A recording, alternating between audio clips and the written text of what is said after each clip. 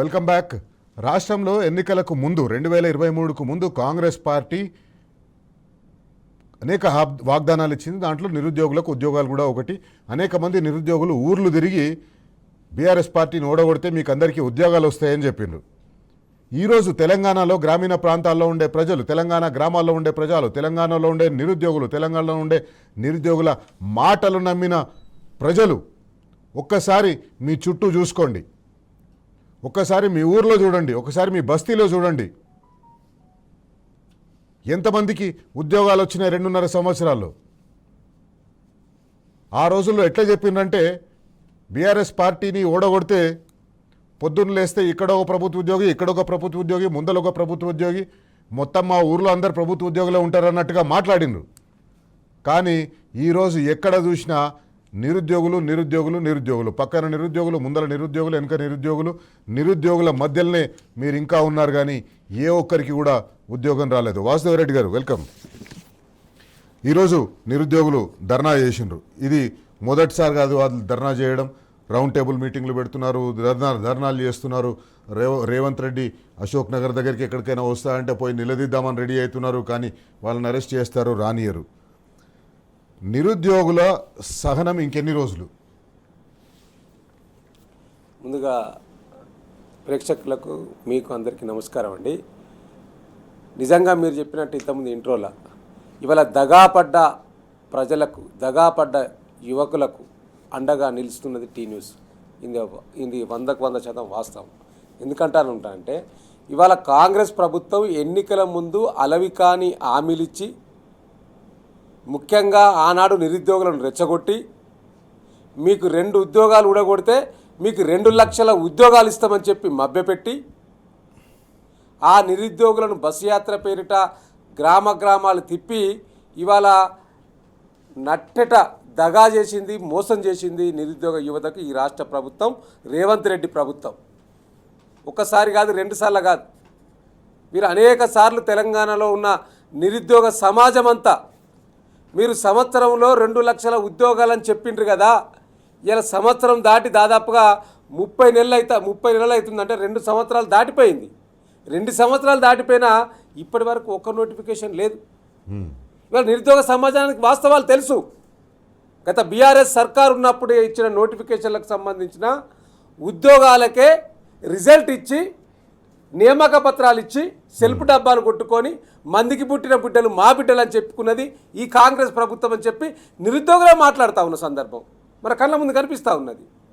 ఇవాళ వీరు వచ్చినాక ఏమి ఇచ్చిందంటే, మొన్ననే అసెంబ్లీ సమావేశాలలో బీఆర్ఎస్ పార్టీ శాసనసభ్యులు అడిగిన ప్రశ్నలకు చెప్పిండ్రు, మీరు వచ్చినాక ఇచ్చిన నోటిఫికేషన్లు ఎన్ని, ఉద్యోగాలు ఎన్ని అని చెప్తే వారే చెప్పిన స్వయంగా ఇచ్చిన ఉద్యోగాల సంఖ్య 11,000 చిల్లర, 11,921. ఇది అసెంబ్లీ వేదికగా ఇచ్చిన లెక్క, అసెంబ్లీలో అడిగినప్పుడు. ఇక మరి వీళ్ళు చెప్తున్న సెల్ఫ్ డబ్బా కొట్టుతున్న 50,000 ఉద్యోగాలు, 60,000 ఉద్యోగాలు, ఒక మంత్రి 70,000 ఉద్యోగాలు అంటారు. వారు నోటికి మొక్కాలి. మరి ఎన్ని ఉద్యోగాలు ఇచ్చారు? ఆనాడు ఇదే రాహుల్ గాంధీ గారు అశోక చౌరస్తాకు పోయి నిరుద్యోగులను పర్సనల్గా కలిసి, ఇవి ఆయన ట్వీట్ చేసిండు రాహుల్ గాంధీ గారు. ఇది రాహుల్ గాంధీ గారు ట్వీట్ చేసినది. ఏం చేసిండు ఇలా ట్వీటు అంటే, మళ్ళీ ఒకసారి గుర్తు చేస్తా ఉన్నా నిరుద్యోగ యువకులకు తెలంగాణలో ప్రతి ఒక్కరికి ఇవన్నీ గుర్తు చేయాలి. ఎట్లా ఏ రకంగా తెలంగాణ ప్రజలను మోసం చేసిండ్రు, ఎట్లా ఏ రకంగా తెలంగాణ ప్రజలను మభ్యపెట్టిండ్రు, ఏ రకంగా తెలంగాణ ప్రజలు వాళ్ళని నమ్మిండ్రు, మోసపోయినరు అనేది ప్రతిరోజు గుర్తు చేస్తాను. ఇదొక్కసారి మీ టీ న్యూస్ వేదికగా మళ్ళొకసారి నిరుద్యోగ యువత గుర్తు చేస్తున్నా. ఇది రాహుల్ గాంధీ గారి ట్వీటు. ఈరోజు హైదరాబాద్లోని అశోక్ నగర్లో వివిధ పోటీ పరీక్షలకు సన్నద్ధమవుతున్న యువతను నేను కలిశాను, రాహుల్ గాంధీ గారు కలిశారు. తెలంగాణ వస్తే తమ కొలువులు వస్తాయని ఆశించామని, రాష్ట్రం వచ్చి 10 ఏళ్ళైనా రాలేదని ఆవేదన వ్యక్తం చేసినట్టు ఈయన ముందట. కేసీఆర్ 10 ఏళ్ల పాలనలో తెలంగాణ యువతకు న్యాయం జరగలేదు, నోటిఫికేషన్లక కోర్టు కేసులతో అని చెప్పి కొలువురాని దిస్తుతని చెప్పి, అందుకే వారి కలలు సాకారమయ్యేలా కాంగ్రెస్ పార్టీ రూపొందించిన జాబ్ క్యాలెండర్ను వారికి చూపించి వారిలో భరోసా నింపే ప్రయత్నం చేశాను. తెలంగాణలో కాంగ్రెస్ ప్రభుత్వం ఏర్పడిన ఏడాదిలోపే 2 లక్షల నియామకాలను పూర్తి చేసి యువతకి ఇచ్చిన మాట నిలబెట్టుకుంటామని చెప్పి ఈ రాహుల్ గాంధీ గారు డేట్ కూడా ఉంది. ఇది ఎప్పుడు అంటే నవంబర్ 25 నవంబర్ 25వ తారీఖు ఉండాలి, నవంబర్ 23 ఉండాలి. 23లో చేసి ఉండాలి. 25కి ఎలక్షన్లు అయిపోయినాయి కదా. అదే 23 నవంబర్ 23 సంవత్సరం 23వ సంవత్సరం నవంబర్లో చేసిన ట్వీట్ ఇది. సో వారు ఇవాళ వారు ఏ ఒక్క నిరుద్యోగి ఉద్యోగాలు ఇవ్వలే, కానీ ఈ రాష్ట్రంలో ఈ కేంద్రంలో కాంగ్రెస్ పార్టీ రాహుల్ గాంధీ గారి కుటుంబంలో 2 ఉద్యోగాలు వచ్చినాయి. ముగ్గురికి ఎల్ఓపి లీడర్ గా రాహుల్ గాంధీ గారికి వచ్చింది, వాళ్ళ చెల్లె ప్రియాంక గాంధీ గారి ఎంపీ అయిపోయినారు. అదే విధంగా వాళ్ళ తల్లి మళ్ళీ ఒకసారి ఎంపీ అయింది, సోనియా గాంధీ గారు ఒకసారి ఎంపీ అయినరు. సో ఇది కాకుండా ఈ రాష్ట్రంలో వివేక్ ఫ్యామిలీలో 2 ఉద్యోగాలు, కటెన్సియర్ ఫ్యామిలీలో 2 ఉద్యోగాలు, కొమటిరెడ్డి ఫ్యామిలీలో 2 ఉద్యోగాలు, జానారెడ్డి ఫ్యామిలీలో 2 ఉద్యోగాలు, బట్టి ఇంట్లో 2 ఉద్యోగాలు, ఉత్తమ్ కుమార్ రెడ్డి ఇంట్లో 2 ఉద్యోగాలు, పొంగులేటి శ్రీనివాస్ రెడ్డి ఇంట్లో 2 ఉద్యోగాలు, మొత్తం నిరుద్యోగులకు ఉద్యోగాలు చాడలేదు. కానీ ఇవాళ డజన్కి పైగా కుటుంబ సభ్యుల ఇళ్లలో ఉద్యోగాలు వచ్చినాయి తప్పితే నిరుద్యోగులకు ఏ ఒక్క ఉద్యోగం రాలేదు, కొత్త నోటిఫికేషన్లు ఇవ్వలేదు. మళ్ళీ ఇవాళ కొత్త డ్రామా ఏమాడుతూ ఉన్నదంటే ఈ రాష్ట్ర ప్రభుత్వం ఉద్యోగాలకు ప్రిపేర్ అయ్యే నిరుద్యోగులకు ఏజ్ రిలాక్సేషన్ ఇచ్చినామని చెప్పి అదేదో పెద్ద గొప్పగా మేమేమో చేసినాం, గతంలో ఎవరు చేయలేదన్నట్టు. గతంలో బీఆర్ఎస్ సర్కారు కూడా ఏజ్ రిలాక్సేషన్ ఇచ్చింది. దానికి ఇంకా గమ్మదేంది అంటే ఇవాళ రాష్ట్రంలో కానిస్టేబుల్కి ప్రిపేర్ అవుతున్న నిరుద్యోగ యువత వారు కళ్ళల్లో వత్తులేసుకొని చూస్తున్నారు, మాకేమైనా ఏజ్ రిలాక్సేషన్ ఇస్తారా అని చెప్పి. ఏమి ఇయ్యలే, గతంలో ఉన్నట్టే ఇప్పుడు ఇచ్చిండ్రు. 5 సంవత్సరాలు దాంట్లో వాళ్ళకి ఇచ్చింది ఏంది, ఇలా 32 సంవత్సరాలు 27 సంవత్సరాలు ఉంటే 5 సంవత్సరాలు రిలాక్సేషన్ ఇచ్చిండ్రు. ఎస్సీ ఎస్టీలకు అయితే ఇంకొక 5 సంవత్సరాలు, అంటే 35 ఉంటే 35 సంవత్సరాలు అయిపోయింది. వాళ్ళు రిలాక్సేషన్ ఇచ్చిన దాంట్లో ఆల్రెడీ 3 సంవత్సరాలు అయిపోయింది. వాళ్ళు 10 సంవత్సరాలు రిలాక్సేషన్ ఇచ్చినట్టు ఆల్రెడీ 3 సంవత్సరాలు. ఇది కూడా మళ్ళీ ఇది కూడా ఎట్లా అండి అంటే ఇది ఒక సంవత్సరమే. ఈ సంవత్సరంలో వీళ్ళు ఉద్యోగాలు ఇస్తే ఇచ్చినట్టు, లేకపోతే కథం అయిపోతుంది మళ్ళీ. అంటే ఈ సంవత్సరంలో మీరు ఎన్ని ఉద్యోగాలు ఇస్తారు, ఇప్పటి వరకు ఎన్ని ఉద్యోగాలు ఇచ్చిండ్రు. ఇలా మీరు ఆనాడు జాబ్ క్యాలెండర్ అన్నారు, ఈ జాబ్ క్యాలెండర్ జాబ్లెస్ క్యాలెండర్ అయిపోయింది. ఈ జాబ్ క్యాలెండర్ మీరు ఆనాడు పోయిన సంవత్సరంలో హడావుడిగా కేంద్ర ఆర్థిక శాఖ మంత్రి గారు బట్టి విక్రమార్క గారు అసెంబ్లీలో ప్రవేశపెట్టిండ్రు కదా. ఈ జాబ్ క్యాలెండర్ను జాబ్లెస్ క్యాలెండర్ చేసింది ఈ కాంగ్రెస్ ప్రభుత్వం. మరి మీరు ఇవాళ ఏమి ఇచ్చిండ్రు, ఈ యొక్క తెలంగాణ ప్రాంతంలో ఇట్లా పెద్ద పెద్ద యాడ్స్ అయితే ఇచ్చుకున్నారు. పెద్ద పెద్ద ప్రధాన పత్రికల్లో లక్షలు ఖర్చు పెట్టి మేము నిరుద్యోగులకు 2 లక్షల ఉద్యోగాలు ఇస్తాము మొదటి ఏడాదిలోనే నియామకాలని చెప్పి 2 సంతకాలు పెట్టిండ్రు. ఇలా 2 సంతకాలు పెట్టిండ్రు. ఇలా మేము అడుగుతా ఉన్నాం, ఇలా నిరుద్యోగులకు గుర్తు చేస్తూ ఉన్నాం. ఇంకో ఈ సంతకాలు పెట్టిన గ్యారంటీ కార్డు ప్రతి ఇంట్లో భద్రంగా దాచుకోమని చెప్పి ఆర్థిక శాఖ మంత్రిగా ఉన్న ఈనాడు ఆర్థిక శాఖ మంత్రి ఉన్న బట్టి విక్రమార్క గారు చెప్పారు. తప్పకుండా ఈ సంతకాలు పెట్టి మోసం చేసినందుకు, దగా చేసినందుకు వీళ్ళ మీద 420 కేసు పెట్టాల్సిన అవసరం కూడా ఉన్నది. ఆ దిశగా కూడా నిరుద్యోగ యువత కూడా ఆలోచన చేయాలి. ఈ సంతకాలు ఉన్నాయి కింద ఇద్దరి, ఈ గ్యారంటీ కార్డు ఒక్కటి కాదు, ఇలా ఈ అనేక గ్యారంటీ కార్డులు వీళ్ళు ఇచ్చిండ్రు. ప్రజలను మభ్యపెట్టడం కోసం, ప్రజలను మోసం చేసేందుకు కోసం ఎన్ని డ్రామాలు ఆడాలనో అన్ని డ్రామాలు ఆడిండ్రు. ఎలక్షన్ల ముందు, ఎలక్షన్ల తర్వాత కూడా ఎన్ని డ్రామాలు ఆడాలనో అన్ని డ్రామాలు ఆడుతున్నారు. ప్రజలను అదే రకంగా మభ్యపెడుతున్నారు. ఇది క్లోజప్లో చూపిస్తున్నా, సంతకాలు పెట్టినాయి క్లోజప్లో చూపిస్తున్నా. ఈ నిరుద్యోగులకు ఇచ్చిన దాంట్లో కూడా ఈ సంతకాలు ఉన్నాయి, దీంట్లో ఇచ్చిన దాంట్లో కూడా సంతకాలు ఉన్నాయి. సో కాబట్టి ఇవాళ నిరుద్యోగ యువతను నట్టెంట ముంచింది కాంగ్రెస్ ప్రభుత్వము. తప్పకుండా ఇవాళ సంవత్సరానికి 2 లక్షల ఉద్యోగాలు అని చెప్పిండ్రు. 2 లక్షల ఉద్యోగాలు కాదు మీరు ఇచ్చినాయి అని చెప్పి అసెంబ్లీలో స్పష్టంగా ప్రకటించారు కదా. 15,000 కంటే ఎక్కువ ఉద్యోగాలు ఇవ్వలేదు. మరి ఇచ్చిన నోటిఫికేషన్లు ఎటుపోయినాయి? మీరు చెప్తున్న మాటలేంది? మాటలు కోటలు దాటుతాయి కానీ చేతలలో మాత్రం అవి అమలు కావట్లేదు. అంటే దీన్ని పట్టి చూస్తూ ఉంటే ఇలా ఒక్క వర్గం కాదు, ఈ రాష్ట్రంలో అన్ని విషయాలలో ఈ కాంగ్రెస్ ప్రభుత్వం అన్ని విషయాలలో ఒక పక్క నిరుద్యోగుల విషయంలో వైఫల్యం చెందింది, జాబ్ క్యాలెండర్లో వైఫల్యం చెందింది, ఫీజు రియంబర్స్మెంట్ ఇవ్వడంలో వైఫల్యం చెందింది, గురుకులాలకు అద్దె చెల్లించడంలో వైఫల్యం చెందింది, అదేవిధంగా 6 గ్యారంటీలలో వైఫల్యం చెందింది, సన్నాలకు రైతులకు ఇచ్చే బోనస్లో వైఫల్యం చెందింది, అన్ని రంగాలలో మహిళలకు ఇవ్వాల్సిన 2,500 మోసం వైఫల్యం, అన్ని రంగాల్లో వైఫల్యం చెందింది. ఒకసారి టీ న్యూస్ ప్రేక్షకులకు, ఇప్పుడు టీవీ చూస్తున్న తెలంగాణ ప్రజలకు ఒకటి చెప్పాలనుకున్నాను. ఏంటంటే కాంగ్రెస్ పార్టీ జాబ్ క్యాలెండర్ ఇది. ఈ జాబ్ క్యాలెండర్ ఎప్పుడు ఇచ్చిండ్రు వీళ్ళు? అధికారంలోకి రాకముందు, అంటే నవంబర్. రాహుల్ గాంధీ ఏదైతే అశోక్ నగర్ పోయి ఈ కాగితమే నిరుద్యోగులు చూపించిండు. దీంట్లో ఏం చెప్తారు? గ్రూప్ 1 నియామకాలు ఫేజ్ 1 1/4/2024 ఏప్రిల్ 2024, ఫేజ్ 2 15/12/2024 2024 డిసెంబర్లో ఫేజ్ 2 అని చెప్పిండు. గ్రూప్ 2 నియామకాలు సేమ్ అదే phase 1 June 24, phase 2 December 24. Group 3 నియామకాలు ఫేజ్ 1 జూన్ 24, ఫేజ్ 2 డిసెంబర్ 24. అట్లాగే గ్రూప్ 4 నియామకాలు ఫేజ్ 1 జూన్ 24, డిసెంబర్ 24. ఈ నాలుగిట్లో ఏమైనా ఒక్కటైనా వచ్చిందా జాబ్ క్యాలెండర్లో చెప్పిన నోటిఫికేషన్? ఆలోచించండి. నమ్మినాం కదా, అందరం నమ్మినాం, మోసపోయినాం. ఈరోజు ఆలోచించాలి. తర్వాత constable, transport constables, excise constables, police constables, ఇతర యూనిఫామ్ సిబ్బంది phase 1 March 24, phase 2 December 24. March 24, December 24, 2 మార్చులు పోయినాయి, 2 డిసెంబర్లు పోయినాయి. ఇది 3వ మార్చి వెళ్ళిపోయింది, ఇంకా 3వ డిసెంబర్ దగ్గర వస్తుంది. ఎక్కడ కూడా దీని గురించి మళ్ళా మాట్లాడతలేరు. నిరుద్యోగులందరూ ఈరోజు దిల్సుఖ్ నగర్లో, అశోక్ నగర్లో ఎదురు చూస్తున్నారు. ఎప్పుడు వస్తాయి నోటిఫికేషన్లు, ఎప్పుడు మాకు ఉద్యోగాలు వస్తాయని. ప్రభుత్వం మాత్రం ఒక్క మాట మాట్లాడతలేడు. ముఖ్యమంత్రి గారికి ఆ మాటలు వినిపిస్తలేవు. పొద్దున లేస్తే ఏ రాష్ట్రంకు పోదామా, ఎక్కడ తిరిగి వద్దామా, ఎక్కడ ఢిల్లీ పోయి టైంపాస్ చేసి వద్దామా అని ఆలోచిస్తున్నారు తప్పిస్తే నిరుద్యోగుల గురించి ఆలోచించే ఒక్క క్షణం కూడా వాళ్ళకు దొరుకుతలేదు. 23వ తేదీ నాడు క్యాబినెట్ మీటింగ్ ఉంది. క్యాబినెట్ మీటింగ్ రోజు బరాబర్ అడుగుదాం, బరాబర్ ప్రశ్నిస్తాం. మీరు ఇస్తామన్న జాబ్ క్యాలెండర్ గురించి ఆ క్యాబినెట్ మీటింగ్లో ఏమైనా డిస్కస్ చేస్తారా? క్యాబినెట్ మీటింగ్లో ఏమైనా మాట్లాడతారా? ఏమైనా ఫలితం ఉంటుందా?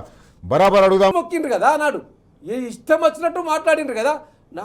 అసలు నా నోరా లేదా తాటిమట్ట అనే విధంగా అనేక హామీలు గుప్పించిండ్రు కదా. మీరు 6 గ్యారంటీలు అదొక అంశం. కానీ ఇవాళ నిరుద్యోగులకు స్పష్టంగా ఇలా మీరు నిరుద్యోగులకు సంబంధించిన చర్చే పెట్టిండ్రు కాబట్టి ఈ 6 గ్యారంటీలు 420 హామీల గురించి పక్కకు పెట్టి నేను దాని గురించి పోతలేను. ఓన్లీ నిరుద్యోగులకు సంబంధించిన అంశాల పట్లనే ఇవాళ మీరిస్తున్న జీవోలన్నీ కూడా, మీరిస్తున్న నోటిఫికేషన్లన్నీ కూడా ఒక మొత్తం మసిపూసి మారడికాయ చేసే విధంగా ఏదో తెలంగాణ రాష్ట్రంలో ఉన్న యువతకు ఏ రాష్ట్ర ప్రభుత్వం ఇయ్యలే, మేమే ఇచ్చినామని చెప్పి ఈ రెండో అంశం కూడా చర్చించుకోవాలి. ఇవాళ దేశంలోనే తెలంగాణ రాష్ట్రంలో నిరుద్యోగత రేటు పెరిగింది. ఎంత అంటే 8.9% ఉద్యోగత రేటు. ఇది ఇటీవల కేంద్ర ప్రభుత్వంలోని ministry of statistics and programme implementation MOSPI department గణాంకాల కార్యక్రమ అమలు మంత్రిత్వ శాఖ ఇటీవల ప్రకటించింది. భారతదేశంలోనే అత్యధికంగా నిరుద్యోగ రేటు ఎక్కడున్నదని చెప్పి ప్రకటించారు. మీరు చూపిస్తున్న మ్యాప్లో మొత్తం 5 రాష్ట్రాలు ఉంటే 5 రాష్ట్రాల్లో 3 కాంగ్రెస్ పాలిత రాష్ట్రాలే ఉన్నాయి. 3 కాంగ్రెస్ పాలిత రాష్ట్రాలు, ఆంధ్రప్రదేశ్, తెలంగాణ, కర్ణాటక. బీఆర్ఎస్ ప్రభుత్వం ఉన్నప్పుడు 22 కరోనా సమయంలో కూడా 0.7% నిరుద్యోగత పర్సెంటేజ్ ఉంటే ఇవాళ కాంగ్రెస్ ప్రభుత్వం వచ్చినాక 2025లో ఇది సొంత వాక్యం కాదు, బీఆర్ఎస్ పార్టీ ఆఫీసులో తయారైంది అసలే కాదు. ఇది 25లో 8.9% నిరుద్యోగత రేటు పెరిగింది. మరి నేను అడుగుతా ఉన్నా, ఇలా ప్రభుత్వ ఉద్యోగాలు తక్కువనే ఉంటాయి, అది అందరికీ తెలిసే. కానీ మరి మీరు ప్రైవేట్ ఉద్యోగాలు కూడా ఇస్తా అన్నారు కదా. మరి మీరు చెప్పిన లక్షల కోట్ల పెట్టుబడులు ఎక్కడికి పోయినాయి? ఆ ఉద్యోగాల సంఖ్య ఎటుపోయింది? దావోసు పర్యటనలు ఏమైనాయి? అదేవిధంగా ఏఐ సమ్మిట్ సమావేశాలు ఏమైనాయి? ఫ్యూచర్ సిటీ ప్రకటనలు ఏమైనాయి? ఇవన్నిటిని ఇలా అడుగుతూ ఉన్నది తెలంగాణ సమాజం.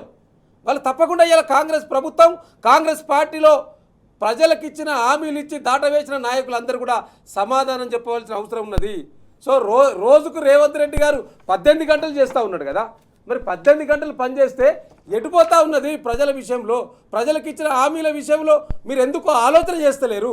మీకు ఎంతసేపు ఎక్కడెక్కడ కమిషన్లు వస్తాయి, ఏ ప్రాజెక్టులో ఎన్ని లక్షల కోట్లు కేటాయించాలి, దాంట్లో కమిషన్ ఎంత వస్తుంది, ఆ కమిషన్లో ఎంత దోచుకోవాలి, ఎంత దాచుకోవాలి, ఆ దోచుకున్న దాంట్లో ఢిల్లీకి కప్పం కట్టాలనే ఒక ఆలోచన తప్పితే, ఒక దుర్బుద్ధి తప్పితే తెలంగాణ ప్రయోజనాల విషయంలో, తెలంగాణ ప్రజలకు ఇచ్చిన హామీల విషయంలో ఏమాత్రం ఈ రాష్ట్ర ప్రభుత్వానికి చిత్తశుద్ధి లేదు అని చెప్పడానికి ఇవన్నీ సాక్ష్యం మన కళ్ళ ముందు కనిపిస్తా ఉన్నాయి. వాసుదేవరెడ్డి గారు ఏమైందంటే, ఈ కాంగ్రెస్ పార్టీని నమ్మి కాంగ్రెస్ పార్టీ రాగానే 2 లక్షల ప్రభుత్వ ఉద్యోగాలు భర్తీ చేస్తామన్నది జాబ్ క్యాలెండర్ ఇచ్చిండు. జాబ్ క్యాలెండర్ ప్రకారం ఉద్యోగాలను భర్తీ చేస్తుంది కాబట్టి నిరుద్యోగులు ఎవరైతే ప్రభుత్వ ఉద్యోగాల కోసం ఎదురు చూస్తున్నారో వాళ్ళందరూ కోచింగ్లు తీసుకున్నారు.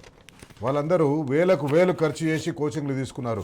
ఊరు ఇడిచిపెట్టి, ఇల్లు ఇడిచిపెట్టి హైదరాబాద్లో వచ్చి అశోక్ నగర్లో రూమ్ తీసుకుని ఒక్కొక్క రూమ్లో 5 మంది 6 మంది దిల్సుఖ్ నగర్లో ఒక్కొక్క రూమ్ తీసుకొని 5 మంది 6 మంది ఉండి వంట చేసుకొని కష్టపడుకుంటా చదువుకొని నోటిఫికేషన్లు వస్తాయి అనుకుంటే అప్పులు చేసి మితిలకు తీసుకొచ్చి బంగారం కుదవబెట్టి తీసుకొని వచ్చి కోచింగ్లలో జాయిన్ అయ్యి కోచింగ్లు తీసుకుంటే ఈరోజు 3 సంవత్సరాలకు కూడా నోటిఫికేషన్ ఇవ్వకపోతే ఆ అప్పుల మీద మిత్తులు పెరిగిపోతున్నాయి. ఆ బంగారం రేటు పెరిగిపోయింది కాబట్టి ఆ బంగారంని ఇప్పుడు దాన్ని పెరిగిన మిత్తిని ఆ బంగారం ఇడిపించుకోలేని పరిస్థితి. ముందు నువ్వు వెనుక గోయిలాగా తయారైన నిరుద్యోగుల పరిస్థితి. నిరుద్యోగులందరూ కూడా ఈ రకంగా అప్పులలో మునిగిపోయినరు.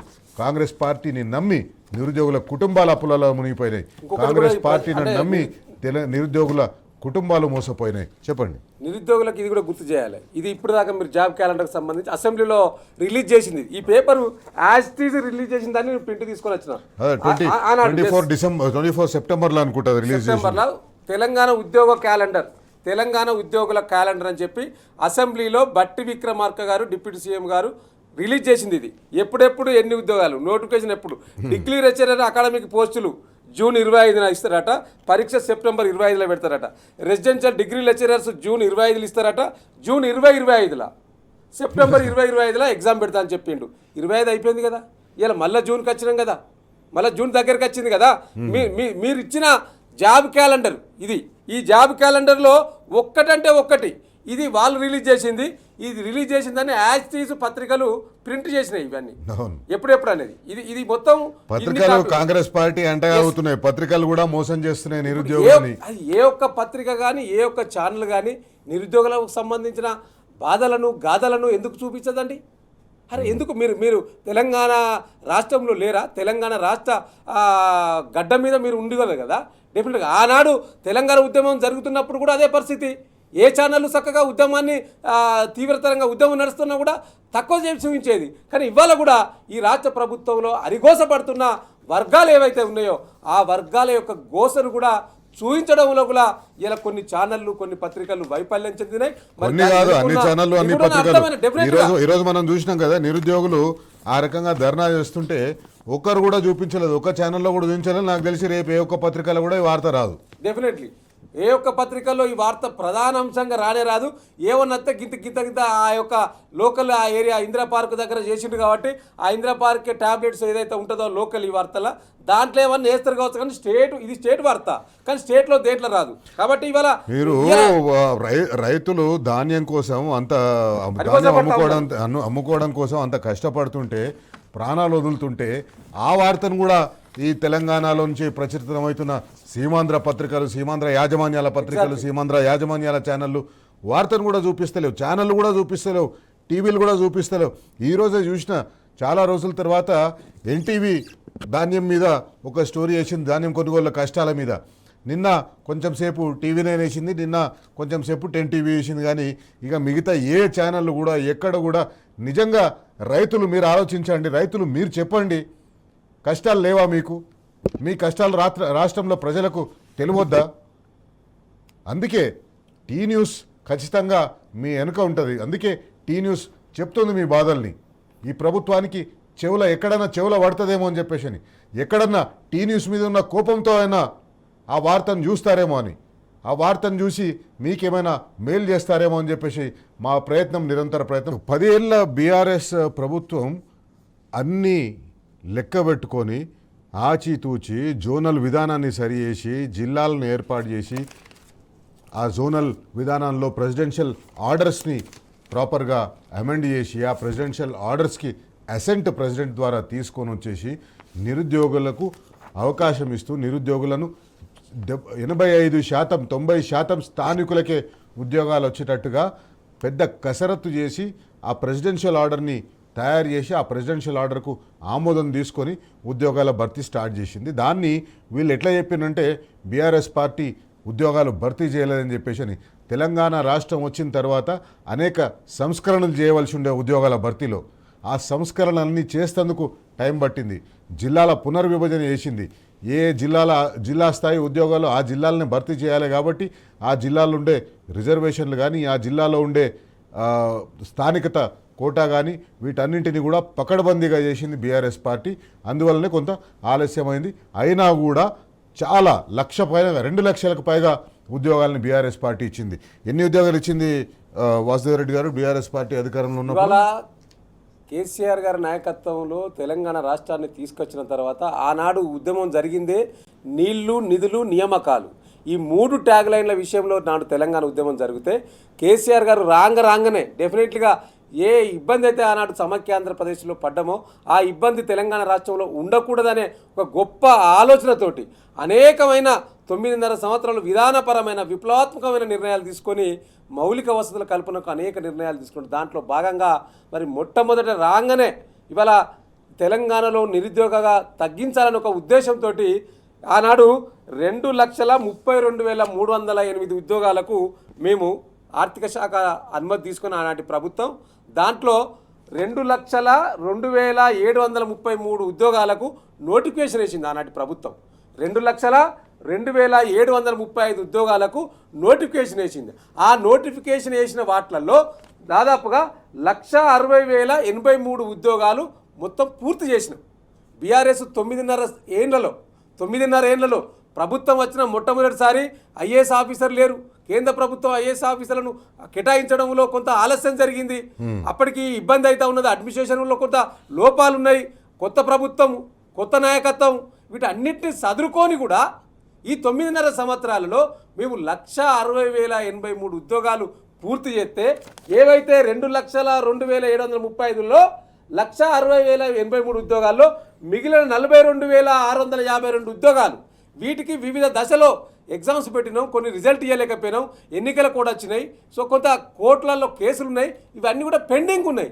ఆ పెండింగ్ ఉన్న వాటిని ఇవాళ కాంగ్రెస్ ప్రభుత్వం వచ్చిన తర్వాత ఆ రిజల్ట్ ఇచ్చి నియామక పత్రాలు ఇచ్చి సెల్ఫ్ డబ్బాలు కొట్టుకుంటూ మేము ఇచ్చిన 60,000 మేము ఇచ్చిన 50,000 అని చెప్తా ఉన్నారు. ఇలా నిజంగా అది ఇచ్చుంటే ఇలా ఒక్కసారి మనం కూడా ఉమ్మడి ఆంధ్రప్రదేశ్లో ఈ కాంగ్రెస్ ప్రభుత్వం 2004 నుంచి 14 వరకు ఏపీపీఎస్సీ ద్వారా కేవలం 24,000 ఉద్యోగాలు ఇచ్చింది. ఏపీపీఎస్సీ ద్వారా అది 23 జిల్లాల్లో.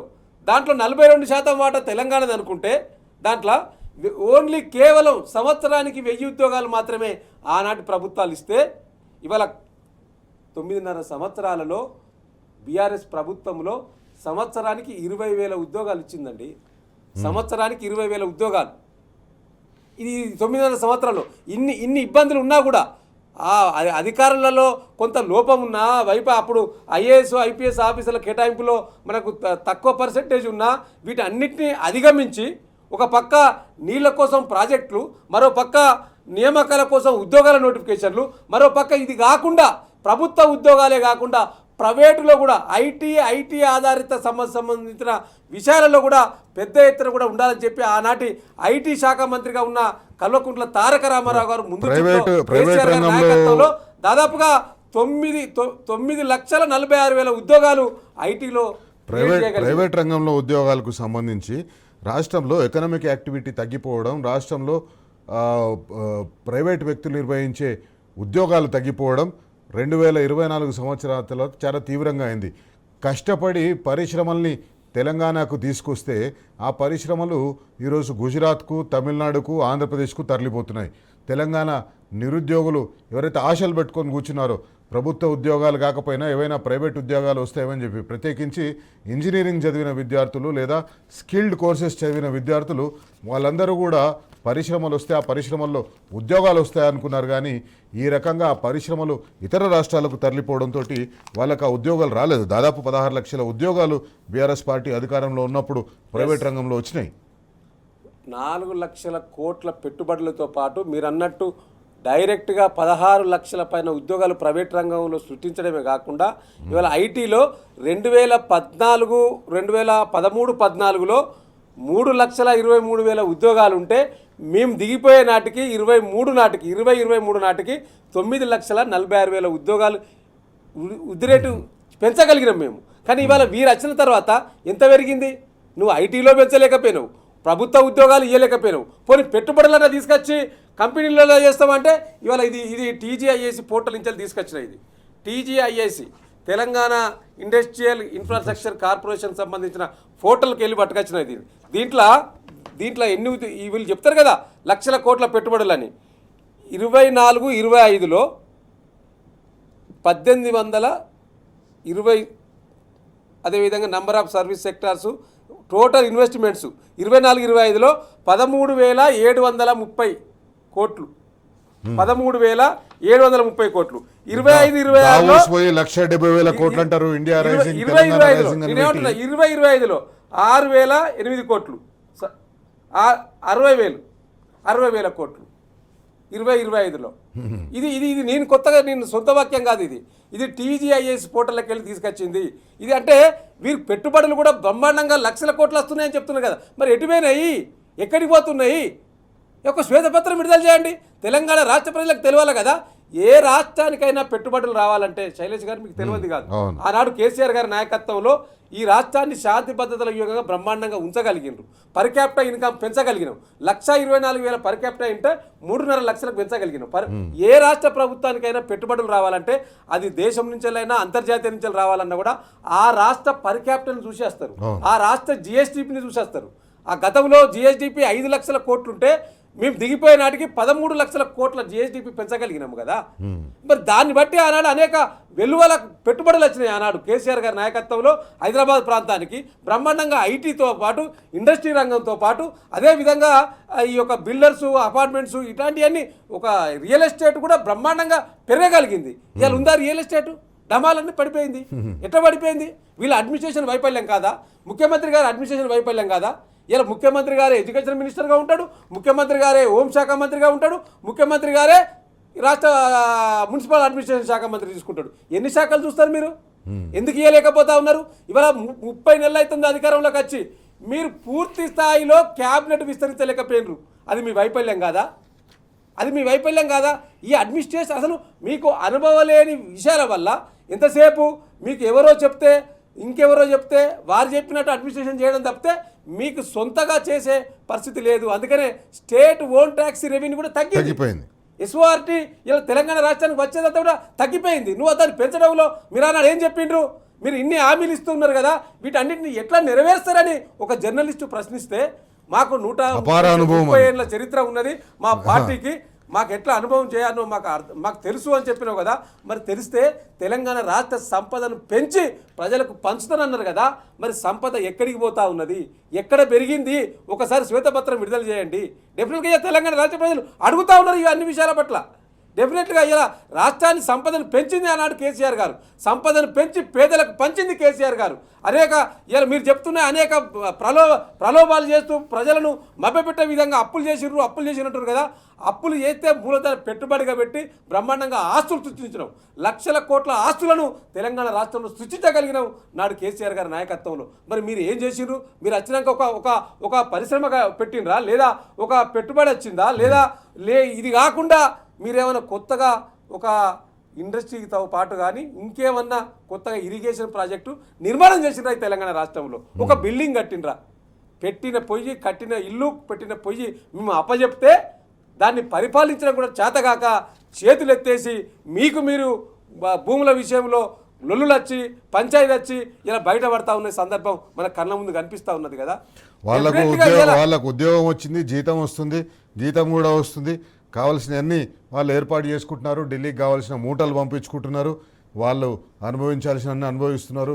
అక్రమ మైనింగ్ కానివ్వండి, భూ కబ్జాలు కానివ్వండి, లేకపోతే కాంట్రాక్ట్ల మీద కమిషన్లు, ఇట్లా వాళ్ళు మాత్రం వాళ్ళ వ్యాపారం మాత్రం వాళ్ళ జీవితాలు మాత్రం చాలా సుభిక్షంగా ఉన్నాయి.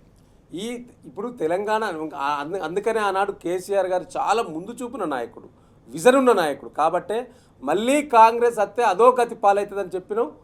అదే పరిస్థితి ఇలా రాష్ట్రంలో దాపురించింది. గతంలో మేము చెప్పినవన్నీ కూడా ఇలా కళ్ళ ముందు కనిపిస్తూ ఉన్నాయి కదా. ఇలా రైతాంగం ఎంత ఇబ్బంది పడతా ఉన్నది. ఇలా ఈ రాష్ట్రంలో ప్రధానమైన ఆదాయ వనరు రైతాంగం ఒక వెన్నెముకగా ఉండాలి. అలాంటి కేసీఆర్ నాయకత్వంలో రైతును రాజు చేయడానికి శ్రమిస్తే ఈనాడు రైతును భిక్షగానికి తయారు చేస్తున్నాడు రేవంత్ రెడ్డి గారి ప్రభుత్వం. ఇలా కల్లాలలో పంటలు కొనక ఇలా ఆనాడు చివరి గింజ వరకు కూడా ఎక్కడా కూడా కాంప్రమైజ్ కాకుండా కరోనా సమయంలో కూడా పంటను కొనడమే కాకుండా పంట పెట్టుబడి సాయాన్ని కూడా ఆనాడు కేసీఆర్ నాయకత్వంలో అప్పచెప్తే ఇలా రైతులకు అందజేస్తే ఇలా 73,000 కోట్లు ఎట్ ఏ టైం 11 విడతల్లో పెట్టుబడి సాయంగా ఆనాడు కేసీఆర్ గారు అందజేసిండ్రు. ఇవాళ ఏమైతా ఉన్నది? ఇలా మీరు ఇచ్చిన ఏ ఒక్క హామీ అమలు అవుతున్నదా? ఇలా లక్షలు దాదాపు 15 లక్షల మెట్రిక్ టన్నులు మాత్రమే కొన్నారు. మీరు కొనాల్సింది 60 లక్షల మెట్రిక్ టన్నుల ధాన్యం ఇలా కళ్ళాలలో ఉన్నది. ఇలా మక్కలక్కడనే ఉన్నాయి, వరి ధాన్యం ఆన్నే ఉన్నది. కొన్న పంటను తీసుకుపోయే పరిస్థితికి ట్రాన్స్పోర్టేషన్ లేదు. వాళ్ళు లబోదివారు మొత్తుకుంటున్నారు రైతాంగం. కొంతమంది రైతులు అయితే కుప్పల కాడనే కూలిపోయినరు. అంటే ఎందుకు ఇంత వైఫల్యము? ఎందుకు ఆనాటి ఉమ్మడి ఆంధ్రప్రదేశ్లో ఏ పరిస్థితులు అయితే ఉన్నాయో మళ్ళీ తెలంగాణ రాష్ట్రంలో అదే పరిస్థితులకు ఇలా దాపురించింది కాంగ్రెస్ ప్రభుత్వ చర్యల వల్ల. కాబట్టి తప్పకుండా అన్నిటి విషయంలో మీరు అన్నట్టు బరాబరు ప్రశ్నించుడమే, బరాబరి అడగడమే. ప్రతి ఒక్కరు కూడా మేల్కుంటా ఉన్నారు. ప్రతి ఒక్కరు కూడా ఎక్కడ కూడా మీ యొక్క తాటాకు చప్పుళ్లకు, మీ అక్రమ కేసులకు ఎవడు భయపడేటోడు ఇక్కడ ఈ రాష్ట్రంలో లేడు. ఈ తెలంగాణ గడ్డ అనేక విషయాలను ఇలా నేర్పింది. చైతన్యవంతమైన గడ్డ తెలంగాణ గడ్డ. కాబట్టి ఇచ్చిన మాటను, చెప్పిన విషయాలను తప్పకుండా బరాబరి అడగడమే, బరాబరి బజార్కి ఇచ్చడమే, ప్రజల ముందు దోచిగా నిలబెట్టడమే ఇలా బీఆర్ఎస్ ప్రధాన ప్రతిపక్ష పార్టీగా మేము చేస్తూ ఉన్నాం. కాబట్టి నిరుద్యోగులు చేసే ప్రతి పోరాటానికి బీఆర్ఎస్ పార్టీ పక్షాన మా పూర్తి మద్దతు ఉంటుంది. వారు ఏ నిర్ణయం తీసుకున్నా ఆ నిర్ణయానికి మీ వెంట ఉండి నడవడానికి సిద్ధంగా ఉన్నాం. ఒక్క నిరుద్యోగ అంశమే కాదు, అనేక అంశాలు ఉన్నాయి. ఆ అనేక అంశాల పట్ల కూడా రాజీ లేని పోరాటాన్ని బీఆర్ఎస్ పార్టీ చేస్తుంది. థ్యాంక్ యూ వాసుదేవ్ రెడ్డి గారు ఈరోజు చర్చలో పాల్గొన్నందుకు. వాస్తవానికి నిరుద్యోగుల పక్షాన ప్రతి ఒక్కరూ నిలబడవలసిన అవసరం ఉంది. నిరుద్యోగులు రాష్ట్రంలో తీవ్ర నిరాశతో ఉన్నారు. నిరుద్యోగులు నిస్పృహలో ఉన్నారు. పాపం వాళ్ళు 4 సంవత్సరాల నుంచి 5 సంవత్సరాల నుంచి ప్రభుత్వం నోటిఫికేషన్ లేస్తుందేమో అని చెప్పేసి ప్రిపేర్ అయితేనే ఉన్నారు. సిలబస్ మారుతుంది, వాళ్ళు చదవవలసిన అంశాలు మారుతున్నాయి, కానీ ఈ నోటిఫికేషన్లు మాత్రం వస్తలేవు. క్యాలెండర్లో డేట్లు మారుతున్నాయి, క్యాలెండర్లో పేజీలు మారుతున్నాయి, కానీ ఈ జాబ్ క్యాలెండర్లో ఉన్న ఒక్క జాబ్ కూడా నోటిఫికేషన్ వస్తలేదు. అందుకే బరాబర్ అడుగుదాం, ఖచ్చితంగా అడుగుదాం, ప్రతిరోజు అడుగుతానే ఉందాం. నిరుద్యోగుల పక్షాన నిలబడదాం, నిరుద్యోగుల కోసం నిలబడదాం. నిరుద్యోగులకు ప్రభుత్వం ప్రకటించినట్టుగా, ప్రభుత్వం చెప్పినట్టుగా నోటిఫికేషన్ వచ్చేంత వరకు అడుగుదానే ఉందాం, బరాబర్ అడుగుదాం. ఇది వాటి కార్యక్రమం. మరో ముఖ్యమైన అంశంతో రేపు కలుసుకుందాం.